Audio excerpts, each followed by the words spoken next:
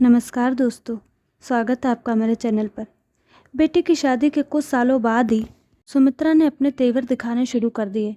रोज रोज के कलह से परेशान बेटे बहू ने अलग घर ले लिया, लेकिन 15 दिन के अंदर ही सुमित्रा को ऐसी खबर मिली जिससे उसके स्वभाव में अचानक परिवर्तन आ गया। खिड़की से बाहर झाँक रही सुमित्रा ने एक अनजान युवक को गेट के सामने मोटरसाइकिल रोकते देखा। रवि, तू यहाँ क्या कर रहा है? सामने के फ्लैट की बालकनी में खड़े अजय ने ऊंची आवाज़ में मोटरसाइकिल सवार से प्रश्न किया। यार, एक बुरी खबर देने आया हूँ। क्या हुआ है? शर्मा सर का ट्रक से एक्सीडेंट हुआ है जिसमें वो मर गए हैं। खिड़की में खड़ी सुमित्रा अपने पति राजेंद्र के बाजार से घर लौटने का ही इंतज़ार कर रही थी। रवि के मुंह से ये सब सुनकर उनके दिमाग को ज़बरदस्त झटका लगा। विधवा हो जाने के एहसास से उनकी चेतना को लकवा मार गया और वह धड़ाम से फर्श पर गिरी और बेहोश हो गई। छोटे बेटे समीर और बेटी रितु के प्रयासों से कुछ देर बाद जब सुमित्रा को होश आया तो उन दोनों की आंखों से बहते आंसुओं को देखकर उनके मन की पीड़ा लौट आई और वह अपनी बेटी से लिपटकर जोर से रोने लगी। उसी समय राजेंद्र जी ने कमरे में प्रवेश किया। पति को सही सलामत देखकर सुमित्रा ने मन ही मन तीव्र खुशी व हैरानी के मिले जुले भाव महसूस किए। फिर पति को सवालिया नज़रों से देखने लगी। सुमित्रा, हम लुट गए हैं, कंगाल हो गए हैं। आज संजीव और इतना कह पत्नी के कंधे पर हाथ रख वह किसी छोटे बच्चे की तरह बिलखने लगे थे। सुमित्रा की समझ में आ गया कि रवि उनके बड़े बेटे संजीव की दुर्घटना में असामयिक मौत की खबर लाया था। इस नए सदमे ने उन्हें गूंगा बना दिया। वह न रोई और न ही कुछ बोल पाई। इस मानसिक आघात ने उनके सोचने समझने की शक्ति पूरी तरह से छीन ली थी। करीब 15 दिन पहले ही संजीव अपनी पत्नी रीना और 3 साल की बेटी पल्लवी के साथ अलग किराए के मकान में रहने चला गया था। पड़ोसी कपूर साहब रीना व पल्लवी को अपनी कार से ले आए। कुछ दूसरे पड़ोसी राजेंद्र और समीर के साथ अस्पताल में गए जहां संजीव की मौत हुई थी। अपनी बहू रीना के गले लगकर रोते हुए सुमित्रा बार बार एक ही बात कह रही थी, मैं तुम दोनों को घर से जाने को मजबूर न करती तो आज मेरे संजीव के साथ ये हादसा न होता। इस अपराध बोध ने सुमित्रा को 13वीं तक गहरी उदासी का शिकार बनाए रखा। इस कारण वह सांत्वना देने आ रहे लोगों से न ठीक से बोल पाती, न ही अपनी गृहस्थी की जिम्मेदारियों का कोई उन्हें ध्यान रहता। ज़्यादातर वह अपनी विधवा बहू का मुरझाया चेहरा निहारते हुए मौन आंसू बहाने लगती। कभी कभी पल्लवी को छाती से लगाकर खूब प्यार करती, पर आंसू तब भी उनकी पलकों को भिगोए रखते। 13वीं के अगले दिन वर्षों की बीमार नजर आ रही सुमित्रा क्रियाशील हो उठी। सबसे पहले समीर और उसके दोस्तों की मदद से टेम्पो में भरकर संजीव का सारा सामान किराए के मकान से वापस मंगवा लिया। उसी दिन शाम को सुमित्रा के निमंत्रण पर रीना के माता पिता और भैया भाभी उनके घर आए। सुमित्रा ने सबको संबोधित कर गंभीर लहजे में कहा, पहले मेरी और रीना की बनती नहीं थी, पर अब आप सब लोग निश्चिंत रहे। हमारे बीच किसी भी तरह का टकराव अब आप लोगों को देखने सुनने में नहीं आएगा। आंटी, मेरी छोटी बहन पर दुख का भारी पहाड़ टूटा है। अपनी बहन और भांजी की कैसी भी सहायता करने में मैं कभी पीछे नहीं हटूंगा। रीना के भाई रोहित ने भावुक होकर अपने दिल की इच्छा जाहिर की। आप सबको बुरा न लगे तो रीना और पल्लवी हमारे साथ भी आकर रह सकती है।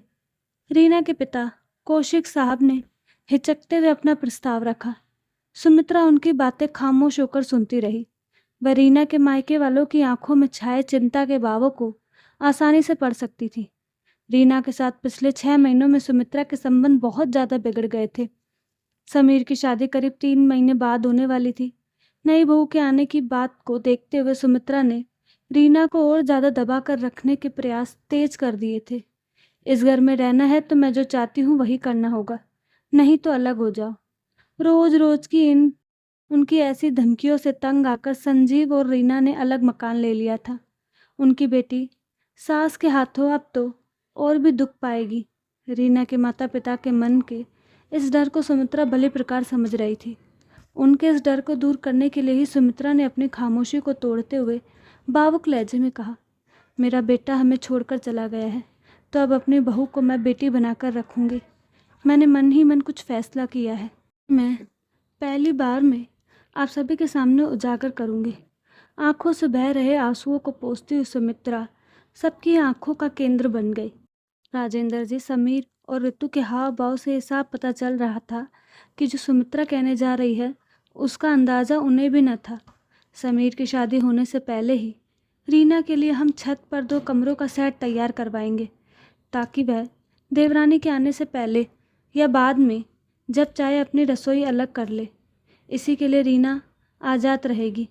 अतीत में मैंने रीना की नौकरी करने का सदा विरोध किया, पर अब मैं चाहती हूँ कि वह आत्मनिर्भर बने। मेरी दिली इच्छा है कि वह बीएड का फॉर्म भरे और अपनी काबिलियत बढ़ाए। आप सबके सामने मैं रीना से कहती हूँ कि अब से वह मुझे अपनी माँ समझे। जीवन के कठिन राहों पर मजबूत कदमों से आगे बढ़ने के लिए उसे मेरा सहयोग, सहारा और आशीर्वाद सदा उपलब्ध रहेगा। सुमित्रा के स्वभाव में आया बदलाव सबको हैरान कर गया। उनके मुंह से निकले शब्दों के पीछे छिपी भावुकता व ईमानदारी सभी के दिलों को छू कर उनकी पलकें नम कर गई। एक तेज तर्रार, झगड़ालू व घमंडी स्त्री का इस कदर कायाकल्प हो जाना सभी को अविश्वसनीय लग रहा था। रीना अचानक अपनी जगह से उठी और सुमित्रा के पास आ बैठी। सास ने बाहें फैलाई और बहू उनकी छाती से लगकर सुबकने लगी। कमरे का माहौल थोड़ा भावुक हो गया और संजीदा हो गया।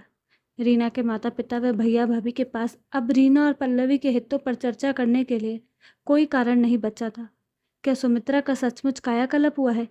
इस सवाल को अपने दिलों में समेटे सभी लोग कुछ देर बाद विदा लेकर अपने अपने घर चले गए। मम्मी, आपको मुझसे कोई शिकायत नहीं होगी। ऋतु उठकर रीना की बगल में आ बैठी और बड़े प्यार से भाभी का हाथ अपने हाथों में ले लिया। अब सिर्फ अपने परिवारजनों की मौजूदगी में सुमित्रा ने अपने मनोभावों को शब्द देना जारी रखा। समीर और ऋतु, तुम दोनों अपनी भाभी को इस पल में पूरा मान सम्मान दोगे। रीना के साथ तुमने गलत व्यवहार किया तो उससे मैं अपना अपमान समझूंगी। मम्मी, आपको मुझसे कोई शिकायत नहीं होगी। ऋतु उठकर रीना की बगल में आ बैठी और बड़े प्यार से भाभी का हाथ अपने हाथों में ले लिया। मेरा दिमाग खराब नहीं है जो मैं किसी से बिना बात उलझूंगा। समीर अचानक भड़क उठा। बेटे, अगर तुम्हारा रवैया नहीं बदला तो रीना को साथ लेकर एक दिन मैं इस घर को छोड़ जाऊंगी। सुमित्रा की इस धमकी का ऐसा प्रभाव हुआ कि समीर चुपचाप अपनी जगह सिर झुकाकर बैठ गया। सुमित्रा, तुम सब तरह की चिंताएं अपने मन से निकाल दो। रीना और पल्लवी के भविष्य को सुखद बनाने के लिए हम सब मिलकर सहयोग करेंगे। राजेंद्र जी ने अपना आश्वासन पाकर सुमित्रा धन्यवाद भाव से मुस्कुरा उठी थी। कमरे से जब सब चले गए तब सुमित्रा ने रीना से साफ साफ पूछा, बहू, तुम्हें मेरे मुंह से निकली बातों पर क्या विश्वास नहीं हो रहा?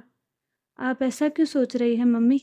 आप लोगों के अलावा अब मेरा असली सहारा कौन बनेगा? रीना का गला भराया। मैं तुम्हें कभी तंग नहीं करूँगी बहू। बस तुम ये घर छोड़कर जाने का विचार अपने मन में कभी मत लाना, नहीं तो मैं खुद को कभी माफ़ नहीं कर पाऊँगी। नहीं मम्मी, मैं आपके पास रहूँगी और आपको छोड़कर कहीं नहीं जाऊँगी। देख, पल्लवी के नाम से मैंने 1 लाख रुपए फिक्स डिपॉजिट करने का फैसला किया है। आने वाले समय में ये रकम बढ़कर उसकी पढ़ाई और शादी के काम आएगी। जी। रीना की आंखों में खुशी की चमक उभरी। सुनो बहू, एक बात और कहती हूँ मैं। सुमित्रा की आंखों में फिर से आंसू चमके और गला रुंधने सा लगा। करीब 4 साल पहले तुमने इस घर में दुल्हन बनकर कदम रखा था और मैं वादा करती हूँ कि उचित समय और उचित लड़का मिलने पर तुम्हें डोली में बिठाकर यहाँ से विदा भी कर दूँगी। ज़रूरत पड़ी तो पल्लवी अपने दादा दादी के पास रहेगी और तुम अपनी नई गृहस्थी। बस मम्मी जी, और कुछ मत कहिए आप। रीना ने उनके मुंह पर अपना हाथ रख दिया। मुझे विश्वास हो गया है कि पल्लवी और मैं आप दोनों की छत्र छाया में यहाँ बिल्कुल सुरक्षित है। मुझ में दूसरी शादी करने में ज़रा भी दिलचस्पी कभी पैदा नहीं होगी। रीना अपने सास ससुर के लिए जब चाय बनाने चली गई तो राजेंद्र जी ने सुमित्रा का माथा चूमकर उनकी प्रशंसा की। सुम्मी, आज जो मैंने देखा सुना है उस पर मुझे आश्चर्य हो रहा है, साथ ही गर्व भी कर रहा हूँ। एक बात पूछूं? पूछिए। सुमित्रा ने पति के कंधे पर सिर टिकाते हुए कहा और आंखें मूंद ली। तुम्हारी सोच, तुम्हारा नज़रिया, तुम्हारे दिल के भाव अचानक इस तरह कैसे बदल गए?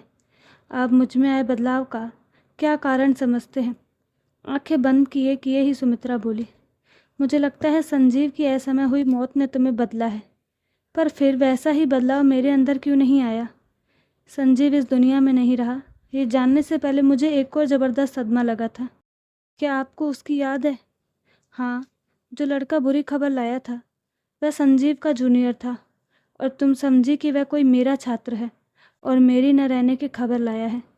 दरअसल गलत अंदाज़ा लगाकर मैं बेहोश हो गई थी। फिर मुझे धीरे धीरे होश आया तो मेरे मन ने काम करना शुरू किया। सबसे पहले असहाय और असुरक्षित हो जाने के भय ने मेरे दिलो दिमाग को जकड़ा था।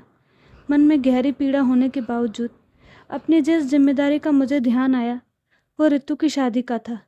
कैसे पूरी करूंगी मैं ये जिम्मेदारी? मन में ये सवाल कौंधा तो जवाब में सबसे पहले संजीव और रीना की शक्लें उभरी थी। उनसे मेरा लाख झगड़ा होता रहा, पर मुसीबत के समय मन को उन्हीं दोनों की याद पहले आई थी। अपने मन की बातों को सुमित्रा बड़े धीरे धीरे बोलते हुए पति के साथ बांट रही थी। राजेंद्र जी खामोश होकर सुमित्रा के आगे बोलने का इंतजार करने लगे। सुमित्रा ने पति की आंखों में देखते हुए भावुक लहजे में आगे कहा, मेरे बेटे बहू मुसीबत में मेरा मजबूत सहारा बनेंगे। अगर मेरी ये उम्मीद भविष्य में पूरी न होती तो मेरा दिल उन दोनों को कितना कोसता। एक पल रुक कर सुमित्रा फिर बोली, असली विपदा का पहाड़ तो रीना के सिर पर टूटा था। मेरी ही तरह क्या उसने भी उन लोगों का ध्यान नहीं किया होगा जो इस कठिन समय में उसके काम आएंगे? जरूर आया होगा, राजेंद्र जी बोले। अगर उसने हमें विश्वसनीय लोगों की सूची में नहीं रखा होगा तो ये हमारे लिए बड़े शर्म की बात है। और अगर हमारे सहयोग और सहारे की उसे आशा है और हम उसकी उम्मीदों पर खरे ना उतरे तो क्या वह हमें नहीं कोसेगी? तुम्हारे मनोभाव अब मेरी समझ में आ रहे हैं। तुम्हारे कायाकल्प का कारण अब मैं समझ सकता हूँ। राजेंद्र जी ने प्यार से पत्नी का माथा एक बार फिर चूमा। हमारा बेटा संजीव अब बहू और पोती के रूप में अपना अस्तित्व बनाए हुए हैं और ये दोनों हमें कोसे, ऐसा मैं कभी नहीं चाहूँगी। इन्हें आत्मनिर्भर बनाने के लिए ही मैंने अपने को बदल डाला। कभी मैं राह से भटकूँ तो आप मुझे टोक कर सही राह दिखा देना। सुमित्रा ने अपने जीवन साथी से हाथ जोड़कर विनती की। उसकी ज़रूरत नहीं पड़ेगी, क्योंकि तुम्हारा ये कायाकल्प दिल की गहराइयों से हुआ है। अपने पति की आंखों में अपने लिए गहरे सम्मान, प्रशंसा व प्रेम के भावों को पढ़कर सुमित्रा होले से मुस्कुराई। तो दोस्तों, आपको कहानी कैसी लगी? अपने राय कमेंट बॉक्स में ज़रूर दें। साथ ही हमारे चैनल को लाइक शेयर सब्सक्राइब करना ना भूलें। धन्यवाद।